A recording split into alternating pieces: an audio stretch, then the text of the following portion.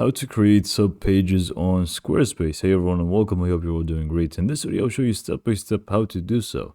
So basically what we want to do is just create our drop downs or sub pages on our Squarespace. And it is actually very simple and easy to do. So let's just go and get started.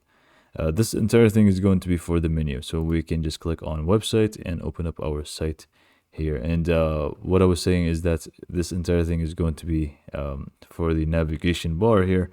We're going to be creating some sub pages for each one. So to get started, all you need to do really is just go ahead and open up your site, go to pages, and all of the work is going to be in here. Our focus is not going to be in the not linked. These are not going to be shown here, obviously, because they're not public. But the ones that we want is pretty much the ones that are in the main navigation. These are the ones that we want to use.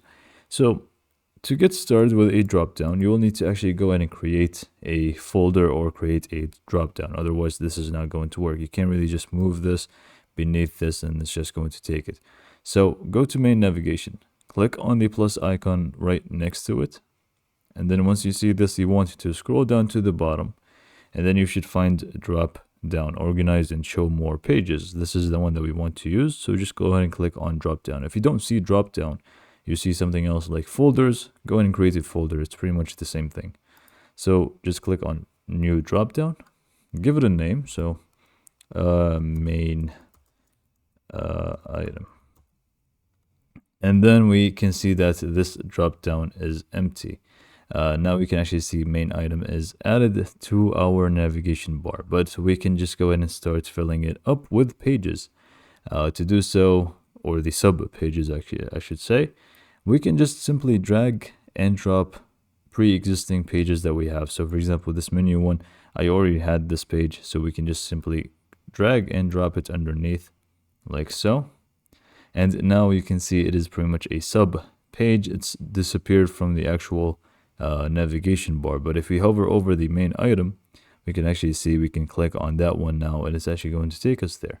So now that we have this little bit of information, what can we do next? We can either just keep dragging and dropping the items that we already had like so, or what we can do is just click on add page underneath the actual drop down item. So we can just click on add page.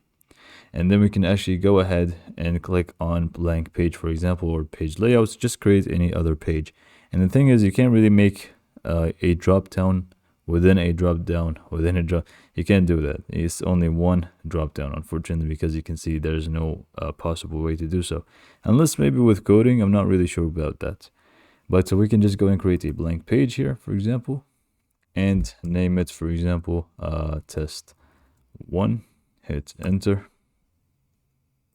And now we have pretty much, 3 pages under the first dropdown. Now we can also feel free to create a completely different dropdown if you want to. Let's go to the home page real quick.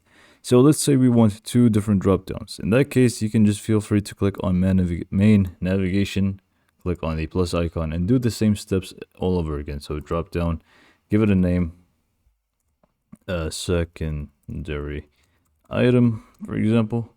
And we can just start adding pages to it. So test 2 and test 3. And we can also minimize stuff so we can't really get distracted by them if we don't want them. But if we just go to the home page now and hover over both of them, we can actually see that both have drop down items now selected.